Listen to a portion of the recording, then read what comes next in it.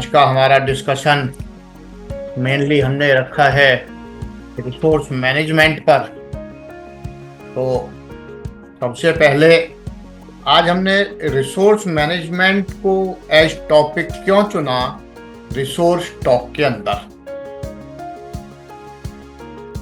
Resource management को इसलिए चुना क्योंकि हमारा ये मानना है resource management is the key to unlock untapped potential, productivity and growth. It is beneficial to individuals, organizations, nation and at societal level also. Further, resource management is aligned to our mission, Indian Mission 50-50, along with your all the participants growth. तो इसलिए आज हमने resource management को as a topic लिया। आज हमारी चर्चा mainly रहेगी what is resource management, why to discuss resource management, why it is important. उसके बाद how we can enhance resource utilisation और how we can reduce resource wastage. Further how we can measure resource management skill of an individual. Further, how we can enhance resource management skill of an individual. इस सब के बाद further we will come back तो जो हमने initial कहा कि resource management is the key to unlock untapped potential, productivity and growth. हम उस पर फिर चर्चा करेंगे, लास्ट में आपके व्यूज लेना चाहेंगे। मैं अब आपके साथ अपनी स्क्रीन शेयर कर रहा हूं। रिसोर्स मैनेजमेंट 60 मिनट का हमारी आज डिस्कशन रहेगा। Personal productivity and organisational productivity mainly इसलिए, और resource management impacts the productivity.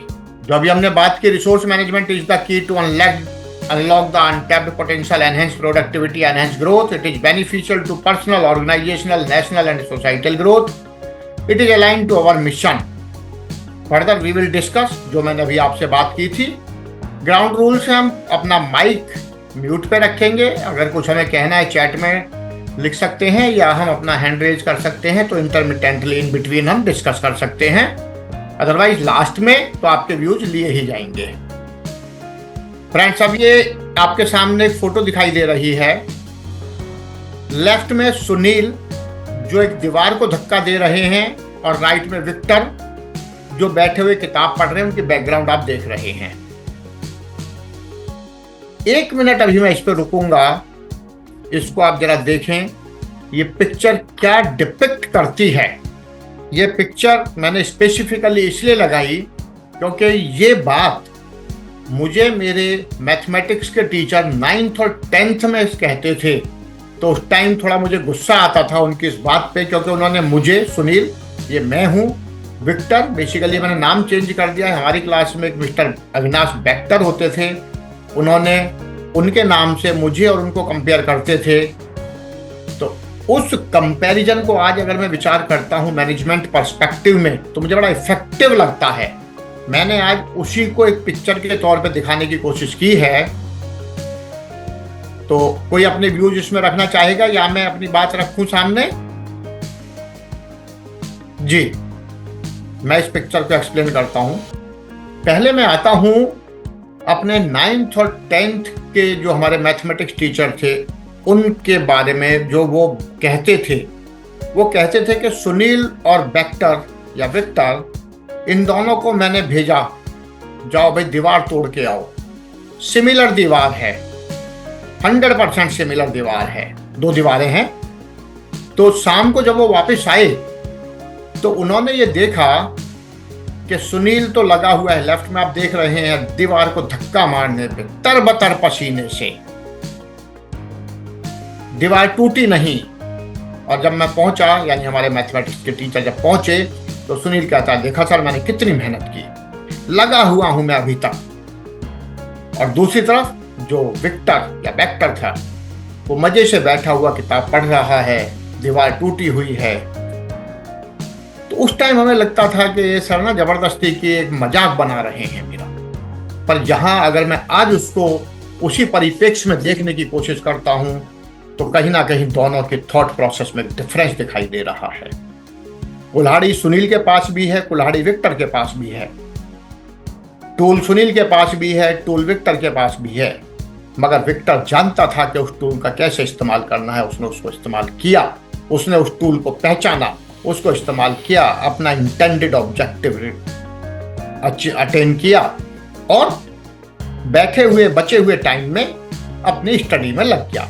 जबकि सुनील, उसने केवल ये सुना कि सर ने कहा दीवार तोड़नी है, बगैर ये सोचे कि क्या मैं इसको ऐसे धक्के मारते हुए दीवार को तोड़ पाऊंगा, अपनी कॉम्पिटेंस को विचार नहीं किया, धक्का मारने पर लग गया। उसने आजू बाजू के जो टूल्स थे उनको देखने की कोशिश नहीं की। टीचर ने कहा है तो बस अब मुझे इस दीवार को इस तरीके से तोड़ देना है।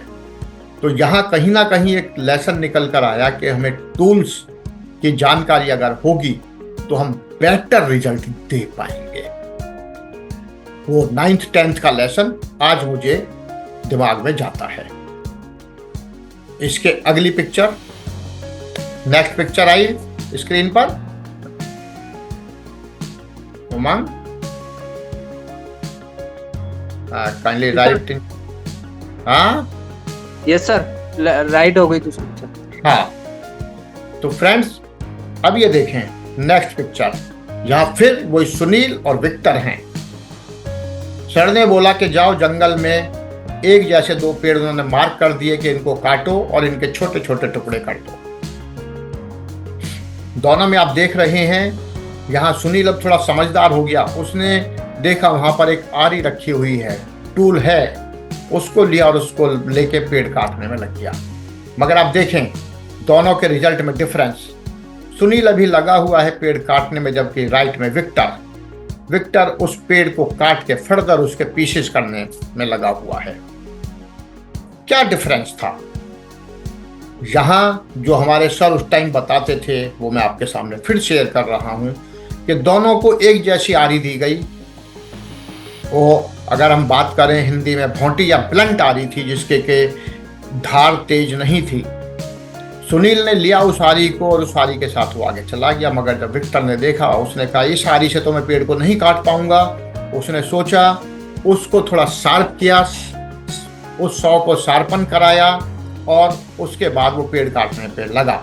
उसने अपना इंटेंडेड ऑब्जेक्टिव जो था उसको ध्यान में रखते हुए जो टूल उसके पास है उसकी क्या स्पेसिफिकेशन या कैसा होना चाहिए ताकि मैं अपने ऑब्जेक्टिव को सक्सेसफुली अचीव कर पाऊं, उस तरीके से सोच के साथ वो आगे बढ़ा। उस टाइम फिर हमें ये लगता था कि सर जबरदस्ती की उन बातों को बार बार रख रहे हैं, कभी गुस्सा भी आता था। मगर आज के परिप्रेक्ष्य में, आज के पर्सपेक्टिव में अगर देखें तो एक बहुत बड़ा मैनेजमेंट लेसन था कि ठीक है, पहली बार में तो टूल को हमने देखने की कोशिश नहीं की, पता नहीं था। दूसरी बार में टूल पता था, मगर वो टूल कैसा होना चाहिए, किस पोजीशन में होना चाहिए, उसका कैलिब्रेशन क्या होना चाहिए, वो नहीं पता था। तो as an individual, as a manager, क्या टूल, क्या रिसोर्सेज मेरे पास हैं, उनको मैं कैसे बेहतर तरीके से इस्तेमाल कर सकता हूं, कर सकती हूं, वो अल्टीमेट एंड रिजल्ट को इम्पैक्ट करते हैं। इन दोनों पिक्चर्स को, जो कि मुझे अपने करीब 40 साल 45 साल पीछे ले जाती हैं, जहां मुझे अपने उन टीचर की, मैथमेटिक्स के टीचर की ये दो बातें ध्यान आती हैं। और उनसे आज के परिप्रेक्ष्य में जब मैं बार बार याद करता हूं तो रिसोर्सेज का बेटर यूटिलाइजेशन कैसे होना चाहिए, उसकी एक बहुत बड़ी लर्निंग होती है। अभी हम, yes friends, what is resource? आज हम रिसोर्स मैनेजमेंट की बात कर रहे हैं। तो सबसे पहले रिसोर्स, एनी असेट, मटेरियल और entity that can be used to produce goods, provide services और अचीव स्पेसिफिक गोल्स। कोई भी ऐसी साधन जो हमें मदद करे उसको हम रिसोर्स कह सकते हैं। ह्यूमन रिसोर्स हो सकता है, मटेरियल हो सकता है, कैपिटल हो सकता है, टेक्नोलॉजी हो सकता है, सिस्टम हो सकता है, मदर अर्थ या नेचर को भी रिसोर्स माना जाता है। मैनेजमेंट की भाषा में कहा जाता है resources are essential inputs that are strategically managed to enhance productivity, efficiency and effectiveness in achieving organizational और personal objectives. रिसोर्स को डिफाइन करने की कोशिश की है। नेक्स्ट था what is resource management. Resource तो ठीक है, हमें पता चल गया, बट व्हाट रिसोर्स मैनेजमेंट, हमें पता हो रिसोर्स क्या है। नेक्स्ट आता है कि उस रिसोर्स का वैल्यूएशन, वो हमें पता होना चाहिए। देन रिसोर्स ऑप्टिमाइजेशन और ऑप्टिमल यूटिलाइजेशन ऑफ रिसोर्सेज। इन तीन चीजों को अगर हम क्लब करते हैं तो हम कहते हैं रिसोर्स मैनेजमेंट। आज का हमारा टॉपिक जो है रिसोर्स मैनेजमेंट, यानी resource identification, resource valuation, resource optimisation. पीछे आपने देखा था रिसोर्स आइडेंटिफिकेशन के बारे में हमने बात की थी, जो दो पिक्चर दिखाई थी। सॉरी, ये देखिए, मिसिंग, रिसोर्स आइडेंटिफिकेशन मिसिंग। दीवार के परली तरफ झांकना है, इतने सारी सीढ़ियां पड़ दी हैं, नहीं पता कि मैं इसको कैसे बेटर यूज करूं, एक सीढ़ी को लगाऊं और सेफली मैं दीवार के परली तरफ झांक पाऊं। यहां पे आप देख रहे हैं, जरा सा अगर कोई नीचे की लैडर स्लाइड की, स्लिप की, तो सीधा ये नीचे गिरेंगे और चोट खाएंगे। Unsafe condition. इनको नहीं पता कि रिसोर्सेज हैं यहाँ पर अवेलेबल, इनको नहीं पता कि इस तरीके से जो इनके मैनेजर ने या बॉस ने कहा उस काम को करने में कितना रिस्क इन्वॉल्व है। तो यहाँ ये गैप है। हमें रिसोर्स पता होना चाहिए और जो काम हम कर रहे हैं उसमें क्या रिस्क इन्वॉल्व हो रहा है, रिस्क को कैसे मिटिगेट करें, इसकी जानकारी हमारे को होनी चाहिए। तो रिसोर्स मैनेजमेंट का पहला रिसोर्स आइडेंटिफिकेशन। ये देखिए, जहां स्क्वायर व्हील से वो गाड़ी को खींचने पे लगे हुए हैं, राउंड व्हील उनकी कार्ट में हैं, पर क्योंकि we are too busy, so we do not intend to replace our square wheel by circular wheel. चाहे कितनी देर लग जाए, कितनी मेहनत लग जाए, पर नहीं, हम मेहनत कर रहे हैं, उस पे हम डटे हुए हैं। फ्रेंड्स, ये जो 3-4 पिक्चर्स हैं, इनमें दिखाने की कोशिश की है कि रिसोर्स का जानकारी होना, उसके यूसेज का पता होना, उस यूसेज का इम्पैक्ट पता होना, वो रिसोर्स मैनेजमेंट का एक बहुत बड़ा पार्ट है।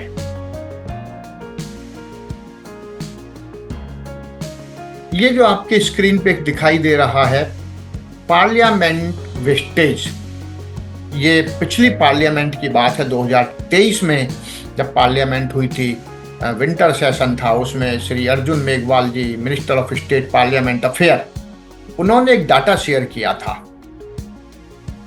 पार्लियामेंट में टोटल वर्किंग आवर्स लोकसभा और राज्यसभा के दिए हुए हैं 133 और 130 घंटे, जिसमें से प्रोडक्टिव लोकसभा में 45 घंटे थे और राज्यसभा में 31 घंटे थे। ये प्रोडक्टिविटी आ गई अब यहाँ पर। वेस्टेज 86 घंटे और 99 घंटे। Average per hour session cost करता है 2.5 लाख रुपए, सॉरी पर मिनट, यानी कि डिसरप्शन से टोटल 277 करोड़ रुपए का नुकसान हुआ। किसका नुकसान हुआ? हिंदुस्तान का नुकसान हुआ, आपका हमारा नुकसान हुआ। तो हमें अपने जो भी रिसोर्सेज हैं, जो भी हमारे इलेक्टेड मेंबर्स हैं, उनको भी ये समझाना होगा, बताना होगा कि sir you be the responsible person, responsible representative. और इस तरीके की वेस्टेज कहीं ना कहीं कंट्री को इम्पैक्ट करती है। मैं अभी आपके सामने एक छोटी सी केस स्टडी शेयर कर रहा हूं, जिसमें बेसिकली रिसोर्स वेस्टेज का इम्पैक्ट दिखाने की कोशिश की गई है। Impact of resource management on product cost and company viability, company A and company B. इन दोनों कंपनियों को अगर हम देखें, दोनों सिमिलर प्रोडक्ट मैन्युफैक्चर कर रहे हैं, दोनों कंपनियों में सिमिलर प्रोडक्ट बन रहे हैं, सम ऑलमोस्ट सारी चीजें आइडेंटिकल है, स्टैंडर्ड आइडेंटिकल हैं,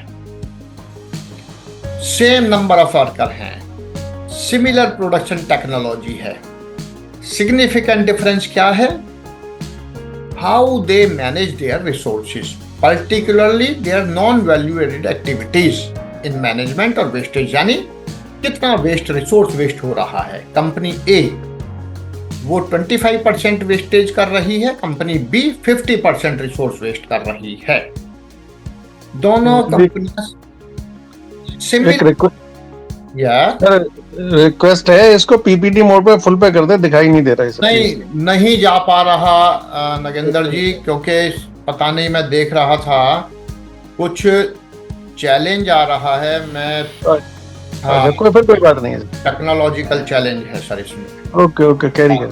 हाँ, तो कंपनी ए और कंपनी बी, कंपनी ए का एनवीए या वेस्टेज 25% है, कंपनी बी का वेस्टेज 50% है, रिसोर्स वेस्टेज। इस कंडीशन में अगर हम देखें, मैं नेक्स्ट स्लाइड पे आ रहा हूं,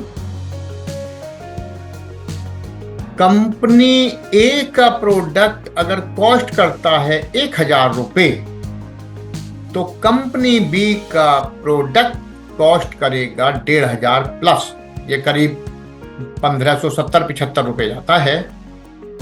अब अगर हम ये देखें, सेम प्रोडक्ट मार्केट में है कंपनी ए का भी, कंपनी बी का भी, और दोनों विद 10% प्रॉफिटेबिलिटी मार्केट में उस प्रोडक्ट को लॉन्च करते हैं।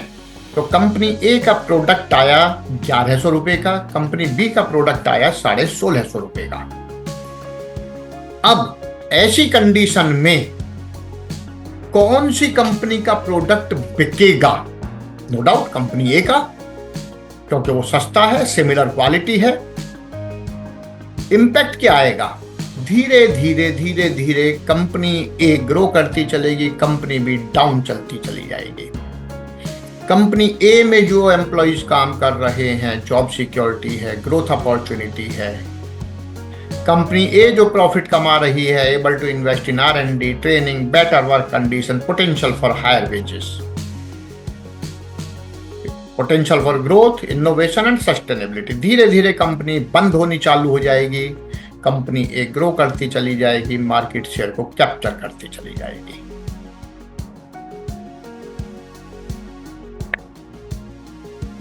सिमिलर इंपैक्ट अगर हम कंपनी ए और कंपनी बी वाला देखें, चाइना वर्सेस इंडिया। 1980 तक चाइना और इंडिया जीडीपी या जीडीपी पर कैपिटा या रिसोर्स मैनेजमेंट में ऑलमोस्ट सेम लेवल पे थे, मगर धीरे धीरे चाइना ने अपनी वेस्टेज को रिड्यूस किया। आज की डेट में अनपब्लिश्ड डाटा है, ये कहा जाता है कि चाइना जापान में वेस्टेज 26% है। ओवरऑल नेशनल वेस्टेज की बात कर रहे हैं एवरेज, और इंडिया में एवरेज वेस्टेज 57% है। 1980 से लेके आज तक हम देख पा रहे हैं कि क्या डिफरेंस आ गया चाइना और इंडिया में। ये देखिए, 1980 में चाइना और इंडिया जीडीपी में मोर और लेस बराबर थे। जीडीपी पर कैपिटा में चाइना हमसे पीछे था, मगर ये देखिए, ये यहां आज अगर हम देखें, ये 2020 का डाटा है। जीडीपी 2020 में इंडिया पहुंची थी 2.6 ट्रिलियन पे, आज की डेट में इंडिया 4.15 ट्रिलियन यूएस डॉलर पे है, चाइना 20 ट्रिलियन डॉलर पे है।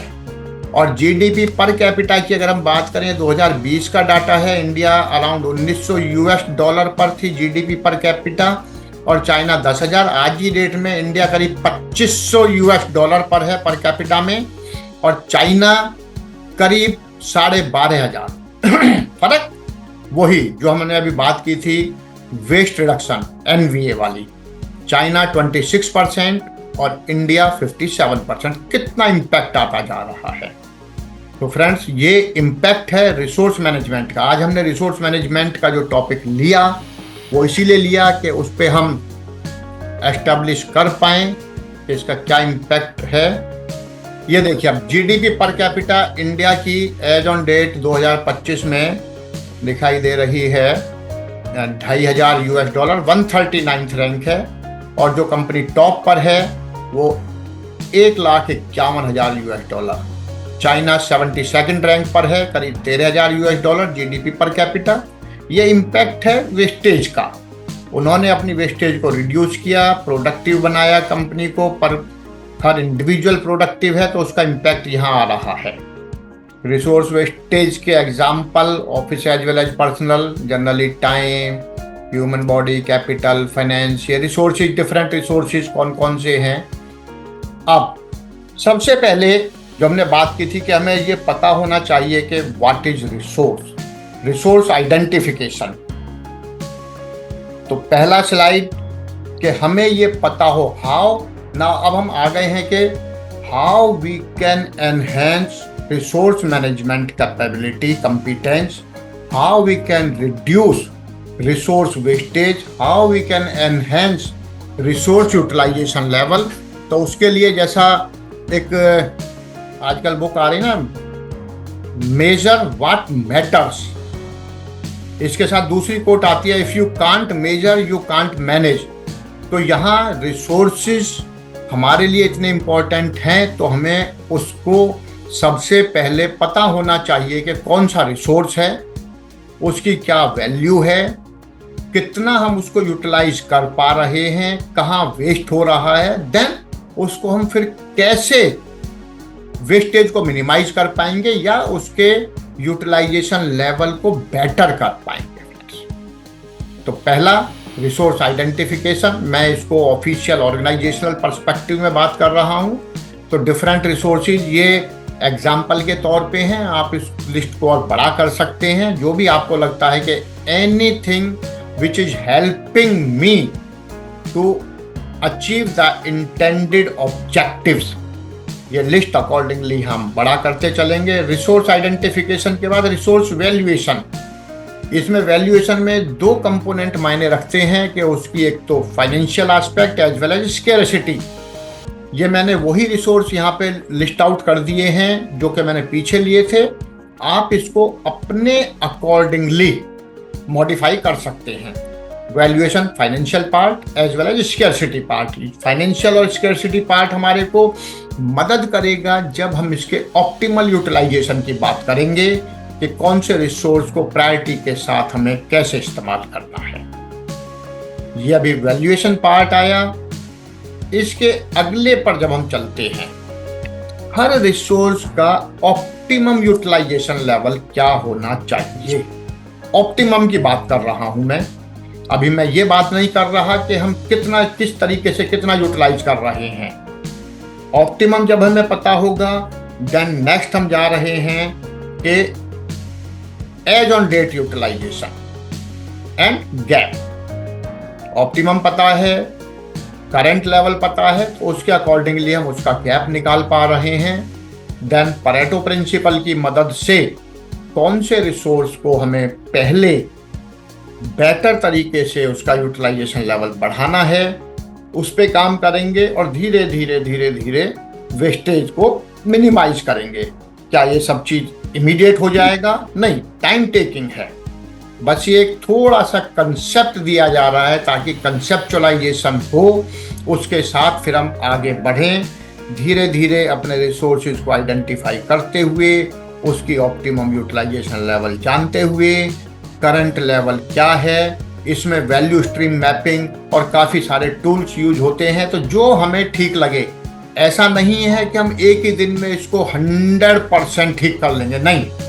जैसा एटॉमिक हैबिट जो बुक है वो ये कहती है कि जो मेरे करंट सिनेरियो के साथ सिंक होते हुए छोटी छोटी हैबिट्स को मैं चेंज करते हुए कैसे बेटर हो सकता हूँ, हो सकती हूँ, उस पर हमें काम करना है। तो फ्रेंड्स, रिसोर्सेज का आइडेंटिफिकेशन, उनका ऑप्टिमम यूटिलाइजेशन लेवल, उनकी वैल्यूएशन, देन गैप, उसके बाद फिर अब हम उसको कैसे वेस्टेज को मिनिमाइज करेंगे, इस पे आगे बात करेंगे। पहला था मेजरमेंट फेज, क्या हमें पता हो मेरे क्या रिसोर्सेज हैं, क्या वेस्टेज है, क्या वैल्यू है। अब आता है इसको कैसे इंप्रूव करें।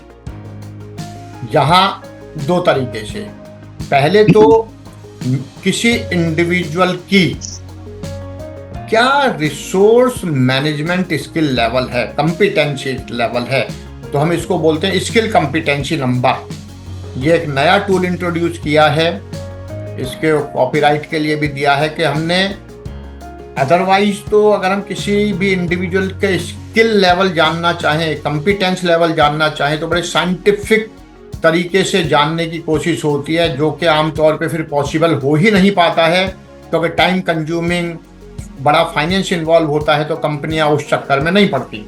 तो उसके चलते हमने बड़ा सिंपल सा टूल देने की कोशिश की है, जो हर इंडिविजुअल खुद अपना स्किल कंपिटेंसी नंबर आइडेंटिफाई कर पाए, उसको वो कैलकुलेट कर पाए। तो पहला, जब वो उसे ये पता होगा कि मेरा skill competency number as on date ये है, तो वो उसको इम्प्रूव करने के लिए क्या क्या करना है उस पर काम करेगा। नेक्स्ट, प्रोडक्टिविटी एनहेंसमेंट में बी इट पर्सनल, ऑर्गेनाइजेशनल और नेशनल। तो ये दो एरिया हैं जहां पर हम इम्प्रूवमेंट पे काम करेंगे, उस पर भी चर्चा करेंगे। Know the current level, current level means resource utilisation level as well as your skill competency number, where we stand on as on date. तो now we are moving to know the different tools to enhance the skills at the rate resource management. Friends, ये skill competency number calculate करने के लिए एक छोटा सा framework दिया है, सेल्फ असेसमेंट टूल है ये, सबसे सिंपल। अगर मैं अपने आप को इंप्रूव करना चाहता हूं तो I have to be honest with myself. इसमें लाइकर्ट स्केल के थ्रू डिफरेंट एक्टिविटीज को मैं 1 से 4 पर अपने आप को कहां रेट करता हूं, वो है जैसे स्केल 1। यहां आगे अभी आप देखेंगे कुछ एक्टिविटीज दी गई हैं which are related to resource management skill, कि अगर मैं वो जो उस एक्टिविटी से स्ट्रांगली डिसएग्री और आई रियरली डू दैट, तो मैं अपने आप को 1 दूंगा। देन डिसएग्री और समटाइम्स उसको 2, एग्री और जनरली 3, और इफ आई स्ट्रांगली एग्री और I always do that act, उसको 4। फिर हम उसको परसेंटेज निकालेंगे, जो टोटल नंबर आएंगे। Percentage is your SCN, skill competency number. Now you can compare the improvement in your skill over a period. हम कुछ भी महीने का, 2 महीने का पीरियड लगा के उन पर्टिकुलर एक्टिविटीज में मैं कैसे इंप्रूव कर रहा हूं, अकॉर्डिंगली मेरा स्किल कंपिटेंसी नंबर कैसे मूव कर रहा है, उसी पे हमारा फ्यूचर डेवलपमेंट या रिसोर्स यूटिलाइजेशन या reduction in resource wastage depend करेगा। यहां सर मैंने टोटल 10 एक्टिविटी दी हैं, वैसे इसको 20 एक्टिविटीज लेते हैं आमतौर पे किसी भी स्किल का कंपिटेंसी नंबर लेने के लिए। यहां मैं अगर रिसोर्स मैनेजमेंट की बात करूं तो आई identify and understand the resources required for a given task और प्रोजेक्ट। अब मैं जैसे पहले पे था यहाँ आई स्ट्रांगली डिसएग्री और आई स्ट्रांगली एग्री, तो 1 से 4 तक मैं अपने आप को कहाँ रेट करता हूँ, वो यहाँ नंबर दिया जाएगा। Accordingly I effectively allocate resources based on their availability and importance. Similar, यहाँ मैं 1 से 4 अपने आप को कहाँ रेट करता हूँ। I manage resources to minimise waste. ये सारी जो एक्टिविटी है रिसोर्स मैनेजमेंट के चारों तरफ ही घूम रही हैं। फाइनली जब हम इसको टोटल करेंगे, उसका परसेंटेज निकाल लेंगे, तो मेरा स्किल कंपिटेंसी नंबर हो। 1 महीने बाद सेम एक्टिविटीज पे मैं फर्दर अपने आप को रेट करूंगा, तो वो मेरा लेवल के मैंने इंप्रूव किया या नहीं किया वो निकल कर आएगा। वो था सेल्फ असेसमेंट। इसके अलावा और बहुत सारे टूल्स हैं, क्या हम इन सबको यूज करेंगे? नहीं, जो आपको लगे कि ये मेरे को सिंपलेस्ट लगता है, जिसके साथ मैं आगे बढ़ सकता हूँ, बढ़ सकती हूँ। हर टूल कहीं ना कहीं हमारे को रिसोर्सेज के बेटर यूटिलाइजेशन में मदद करेगा। इन पे मैं भी और चर्चा ज़्यादा नहीं करूँगा। जैसे लीन मैनेजमेंट है, VSM जो मैं कह रहा था, वैल्यू स्ट्रीम मैपिंग, ये हमारे को बीच में वेस्ट आइडेंटिफिकेशन में मदद करता है। Time motion study, 6 sigma, 5S, kaizen, total quality management, task management, benchmarking, delegation, mentoring, meeting management and different books. तो इन सब से और फर्दर और बहुत सारे टूल्स हो सकते हैं, डिजिटल टूल्स हो सकते हैं, जिनकी मदद से हम रिसोर्स वेस्टेज को मिनिमाइज कर सकते हैं। सबको एक साथ यूज करने पे हमें काम करना नहीं, जो मुझे लगता है कि I am comfortable with this, उसके साथ एटॉमिक हैबिट्स वाली बुक के कंसेप्ट को ध्यान रखते हुए धीरे धीरे धीरे धीरे हमें रिसोर्स वेस्टेज को मिनिमाइज करना है, यूटिलाइजेशन लेवल को बढ़ाना है, प्रोडक्टिविटी को एनहेंस करना है। कुछ ये सजेस्टेड बुक्स हैं जो मुझे लगता है कि कहीं ना कहीं रिसोर्स मैनेजमेंट में या हमारे रिसोर्स वेस्टेज को रिड्यूस करने में, इफेक्टिव रिसोर्स मैनेजमेंट में मदद करेंगी। ये 4-5 बुक्स हैं। की टेकअवेज की बात करें तो रिसोर्स मैनेजमेंट और एनवी reduction is the key for the success of an individual or organization or the nation. Almost all other skills helps to enhance resource utilization level और NVA reduction। मैं जो अदर स्किल्स की बात कर रहा हूं तो यहाँ आप देख रहे हैं, जैसे हम डेलीगेशन की बात कर रहे हैं, मेंटरिंग की बात कर रहे हैं, मीटिंग मैनेजमेंट की बात कर रहे हैं, टास्क मैनेजमेंट की बात कर रहे हैं, लीन की बात कर रहे हैं। तो वो सारी स्किल्स कहीं ना कहीं हमारे को मदद करती हैं बेटर रिसोर्स यूटिलाइजेशन ऑप्टिमाइजेशन की तरफ। Next, know your current SCN skill competency number, improve SCN through different tools, ensure optimal resource utilisation, keep in mind knowledge is power, no knowledge with action is power. अभी उस पर और ज्यादा चर्चा नहीं करेंगे, टाइम हमारा आगे चलता जा रहा है। जो मैंने बीच में कहा था, मेजर व्हाट मैटर्स, ये एक बुक है बहुत बढ़िया, और कहीं ना कहीं हम सब लोग जानते ही हैं कि if we can't measure we can't manage, तो अकॉर्डिंगली मेजर व्हाट मैटर्स। तो यहाँ कोशिश की है कि हम अपने स्किल कॉम्पिटेंसी लेवल को भी मेजर कर पाएं, हम अपने रिसोर्सेज के यूटिलाइजेशन लेवल को भी मेजर कर पाएं। हाँ फ्रेंड्स, जब स्टार्ट किया था तो मैंने आपसे जो चर्चा की थी स्टार्टिंग में, मैंने ये कहा था कि resource management is the key to unlock the untapped potential, to enhance productivity, to enhance growth. Resource management is beneficial to personal, organisational, national and societal growth. It is aligned to our mission. मैं our mission की जो बात कर रहा हूँ, मैं resource council के mission की बात कर रहा हूँ, इंडियन मिशन 50-50, जिसमें हम बात करते हैं कि India GDP per capita rank 50 by year 2050। तो रिसोर्स मैनेजमेंट का आज हमने जो टॉपिक लिया था, सबसे पहले इसलिए लिया कि ये हमारे को ये लगता है कि it is the crucial top subject, it is the crucial skill जो हमारे आने वाली सब चीज़ों के साथ, हमारी प्रोडक्टिविटी के साथ रिलेट करती है। तो फ्रेंड्स, जो इस 35-40 मिनट के अंदर मुझे अपनी बात सामने रखती थी एज ए ब्रीफ, वो आपके सामने रखी। अब मैं आपके व्यूज़ रिसोर्स मैनेजमेंट के बारे में और जो बातें मैंने की उस बारे में चाहूँगा, और कोई आपका क्वेश्चन हो, कोई क्वेरी हो, तो उसको भी आप इस प्लेटफार्म पे आप रख सकते हैं। Now platform is yours friends. किसी की तरफ से भी कोई सवाल, कोई views, one by one.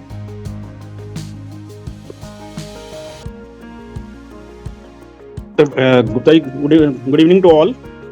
Good evening. It's a wonderful topic you have chosen, resource management. Actually, in India, we consider that resource is given to us by birth, but it's not by birth. We have to manage it properly. Then only we can succeed. Then only we can achieve the mission of 50-50. So it's a wonderful topic. You have given a detailed view in this regard, and some other topics like after that, I think financial management is also there. We are wasting finance also. No, sir. That basically that was listened in the slide when we were discussing what can be the different resources. So in that it was listed that man, material, finance, etc. 6-7 resources were listed. That time it was listed there. It's a wonderful topic. Thank you, sir. Thank you, sir. किसी और की तरफ से कोई comment, कोई views, कोई advice?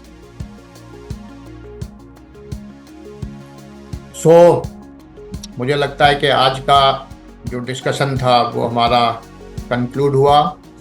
Friends, आगे जो हम चर्चा करते रहेंगे वीकली बेसिस पे, सिमिलर टॉपिक्स उठाएंगे जिनको हमें लगता है कि वो प्रोडक्टिविटी से रिलेट करते हैं। अगले वीक का टॉपिक मेनली रहेगा प्रोडक्टिविटी पर, जिसमें प्रोडक्टिविटी और उसका impact to an individual, to an organisation, to the nation, उस पर हम चर्चा करेंगे। Why productivity is so important. और एक चीज़ और मैं कहना चाहूँगा कि वो कहीं ना कहीं कुछ ओवरलैपिंग भी निकल कर आएगी चीज़ों की। जैसे जैसे वीकली बेसिस पे हम किसी पर्टिकुलर स्किल या टॉपिक पर चर्चा करते चलेंगे, तो हो सकता है आज के टॉपिक की कुछ बात नेक्स्ट वीक वाले में हो, नेक्स्ट वाली आ जाए। तो friends, thank you for being the wonderful audience and thank you Gomar साहब for your insights and your words. Thank you. अब मेरे ख्याल में इसको सेशन को हम एंड करते हैं और अगले वीक फिर मंडे को 8 से 9 फिर मिलेंगे। अच्छा, किसी का कोई सवाल इस टॉपिक से हटकर, अगर इंडियन मिशन 50-50 के बारे में, तो मैं चलो ब्रीफ उसको भी कर देता हूं, क्योंकि हंसराज जी मुझे दिखाई दे रहे हैं और अपने और साथी भी। तो फ्रेंड्स, सबसे पहले हम जो चर्चा करते थे इंडियन मिशन 50-50 स्पेसिफिकली उस पर और उस पर आगे बढ़ने की, तो मैं आपकी जानकारी के लिए बता दूं कि अभी हमने जैसे हमारा इंडियन मिशन 50-50 में टारगेट है India GDP per capita rank 50 by year 2050। तो पहले हमने देखा विकसित भारत, अब उस पर एक्ट करने के लिए नीचे हम आए विकसित दिल्ली वाले कंसेप्ट पे, जहाँ पे कि हमारे सीएम की तरफ से एक मिशन दिया गया है कि विकसित दिल्ली। हमने उसके तहत उसको और मैनेजेबल यूनिट के तौर पे, जो यहाँ पे था ना, if you can't measure you can't manage, MLA constituency को कंसीडर करते हुए, उसको स्मॉलेस्ट यूनिट मानते हुए ये सोचा कि हम उस पर काम करेंगे। तो हम किसी एमएलए से भी मिले, उनसे हमने उस पर चर्चा की। उन्होंने कहा कि अपना कंसेप्ट नोट शेयर कीजिए। कंसेप्ट नोट शेयर करने के लिए मैंने कुछ डाटा इकट्ठा करने की कोशिश की, जैसे कि स्टेट लेवल पे GDP per capita, GDP per capita में स्टेट का रैंक वो तो अवेलेबल है, मगर उससे नीचे छोटी यूनिट पर दिल्ली में वो अवेलेबल नहीं है। तो मैंने अभी आरटीआई के थ्रू वो डाटा कलेक्ट करने की कोशिश की है कि हम एमएलए कॉन्स्टिट्यूएंसी लेवल पर वो डाटा फैच कर पाएं। देन हम उस पर्टिकुलर एमएलए के साथ बैठ कर चर्चा करेंगे कि sir, this is your GDP per capita of your constituency, what you are doing, how you are doing, we have a plan। तो टारगेट ये है कि हम एक एमएलए कॉन्स्टिट्यूएंसी को पकड़ेंगे, उसमें अपनी एक्टिविटी चालू करेंगे और उसमें जब रिजल्ट आएंगे तो सेम रेप्लिकेट होगा बाकी 70 की 70 कॉन्स्टिट्यूएंसीज में। जब दिल्ली लेवल पे वो हम सक्सेसफुली इम्प्लीमेंटेबल दिखा पाएंगे तो वो रेप्लिकेट होगा अदर स्टेट्स में। इस सोच के साथ जरा हम आगे बढ़ रहे हैं। इस पे भी किसी के कोई व्यूज हो तो आप शेयर कर सकते हैं। जी हंसराज जी, आप कुछ कहना चाह रहे हैं शायद? जी, आप अनम्यूट हो जाइए, फिर आप कहिए। जी सभी को नमस्कार सर। नमस्कार सर, जैसे आपने बताया कि एक एमएलए लेवल पे एक, जैसे आपने त्रिलोकप्री का जिक्र किया था कुछ टाइम पहले, तो वहाँ पे एक स्कूल रन किया जाता था गवर्नमेंट के द्वारा, वो शायद पीपीपी मॉडल पे लेकिन वो सक्सेस नहीं, ओपन है, वैकेंट पड़ा हुआ है, वैकेंट का फिलहाल मैंने देखा है। फिर आप वीडियो ऑफ करें, उससे शायद आपकी आवाज क्लियर आ पाए। एक बार वीडियो ऑफ करके आप करें प्लीज। हाँ हंसराज जी, हेलो। हेलो, हाँ सर। हाँ, तो सर मैंने एक स्कूल देखा है, त्रिलोकप्री विधानसभा में ही पड़ता है आपका, तो पहले ये मेरे ख्याल से गवर्नमेंट के द्वारा रन किया जा रहा था और उसके बाद पीपीपी मॉडल वगैरह पे किया गया प्राइवेट पे, और फिलहाल वो वैकेंट है, मतलब क्लोज है पूरी तरह। हाँ, तो शायद वो हमें, यदि आप बात करें आगे सेंटर के तौर पे, इस तरह की एक्टिविटीज के लिए मिल सकता है। हाँ हंसराज जी, आपने बिल्कुल सही कहा। तो हमने 2 कॉन्स्टिट्यूएंसी का डाटा मेनली मांगा है, त्रिलोकपुरी और कृष्णनगर। हाँ जी, हाँ जी। उसमें डाटा आने के बाद हमारा प्लान ये है कि हम एमएलए के साथ बैठेंगे, जिसमें कि उनको हमने 4 पिलर सजेस्ट किए हैं। पहला data management, then collaboration, data management, collaboration, resource management and productivity. ठीक है, तो पहला जब डाटा हमारे हाथ में होगा, जिसमें हमने डाटा मांगा है उनका जीडीपी पर कैपिटा के बारे में। इसके साथ साथ हमने डाटा मांगा है कि कौन कौन सी गवर्नमेंट स्कीम्स चल रही हैं वहां पर उस क्षेत्र की जनता के लिए।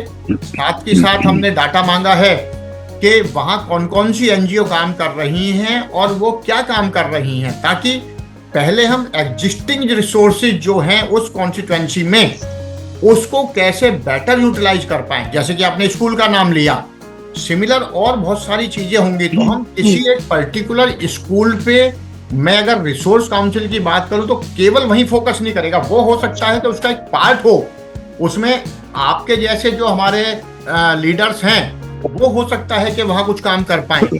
पर एज ए ऑर्गेनाइजेशन हमारा पहला फोकस है उस कॉन्स्टिट्यूएंसी को एज ए होल पकड़ के उसको पूरा रिव्यू करना, उसमें कहाँ कहाँ क्या रिसोर्सेज हैं, कितना उनका अभी गैप है उसके रिसोर्स यूटिलाइजेशन में, जो आज हम चर्चा कर रहे थे, उसको कैसे हम एनहेंस कर सकते हैं with reference to benefits of the local residents, जिसमें एम्प्लॉयबिलिटी भी आएगी, जिसमें एजुकेशन भी आएगा, जिसमें हेल्थ भी आएगा, या और अदर स्कीम्स हो सकती है जो शायद अभी हमारे दिमाग में भी ना हो, जिसको बेटर एमएलए या वहाँ की आरडब्ल्यूए या लोकल रिप्रेजेंटेटिव्स बता पाए। तो बिल्कुल ठीक है हंसराज जी, जो आपने आइडिया दिया वो भी उसी कैटेगरी में कहीं ना कहीं आएगा। Thank you.